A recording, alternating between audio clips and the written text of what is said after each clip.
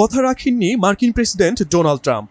Iran Israel সংঘাত 2 সপ্তাহ সময় নিয়ে পর্যবেক্ষণ করবেন এমন কথা জানিয়ে হঠাৎ ইরানের ফোর্দো, নাতানজ ও ইস্পাহান পারমাণবিক কেন্দ্রে হামলা চালিয়েছেন। জবাবে ইসরায়েল ও যুক্তরাষ্ট্রের নৌবহর লক্ষ্য করে পাল্টা হামলা চালিয়েছে ইরান।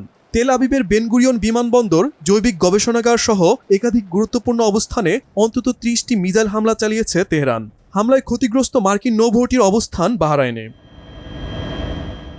ইরানের পারমাণবিক স্থাপনায় হামলাকে সফল বলে দাবি করেছেন মার্কিন প্রেসিডেন্ট ডোনাল্ড ট্রাম্প। ফোর্দো পারমাণবিক স্থাপনায় 12টি বাংকার ব্লাস্টার বোমা ফেলার দাবি করেছে ওয়াশিংটন। মার্কিন নৌবাহিনীর সাবমেরিন থেকে 30টি TLAM ক্রুজ মিসাইলও ছোড়া হয়েছে ইরানের নাতানজ আর ইস্পাহান পারমাণবিক স্থাপনায়। এজন্য ট্রাম্পকে অভিনন্দন জানিয়েছেন ইসরায়েলের প্রধানমন্ত্রী বেনিয়ামিন নেতানিয়াহু।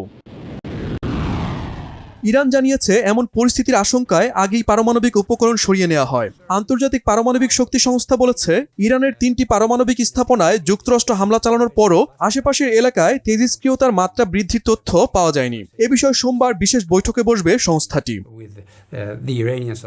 আলোচনার আহ্বানে ইরানের পররাষ্ট্রমন্ত্রী আব্বাস আরাগচি যুক্তরাষ্ট্রের সমালোচনা করেছেন। আরাগচি বলছেন, পারমাণবিক কর্মসূচি নিয়ে সমস্ত আলোচনা ভেস্তে দিয়েছে ওয়াশিংটন। ইসরায়েলের হামলার পর ইউরোপীয় নেতাদের আহ্বানে সাড়া দেয় ইরান। তারপর যুক্তরাষ্ট্রের হামলার পর তার সমস্তটাই পণ্ড হয়ে গেছে বলে মন্তব্য করেন ইরানের পররাষ্ট্রমন্ত্রী। এই পরিস্থিতিতে ইরানের পক্ষ থেকে একের পর এক পাল্টা হামলার হুঁশিয়ারি উচ্চারণ হচ্ছে। ইসরায়েল ও যুক্তরাষ্ট্রকে এক চুলো ছাড় দিতে নারাজ ইরান। দেশটির সর্বোচ্চ নেতা আয়াতুল্লাহ আলী খামিনি বলেন, সংঘাতে জড়িয়ে নিজের সর্বনাশ ডেকে এনেছে যুক্তরাষ্ট্র। এতে ইরানের তুলনায় যুক্তরাষ্ট্রের ক্ষতি বহুগুণ হবে বলেও সতর্ক করেন তিনি। শহীদ আরাফাত, বাংলাভিশন নিউজ ডেস্ক।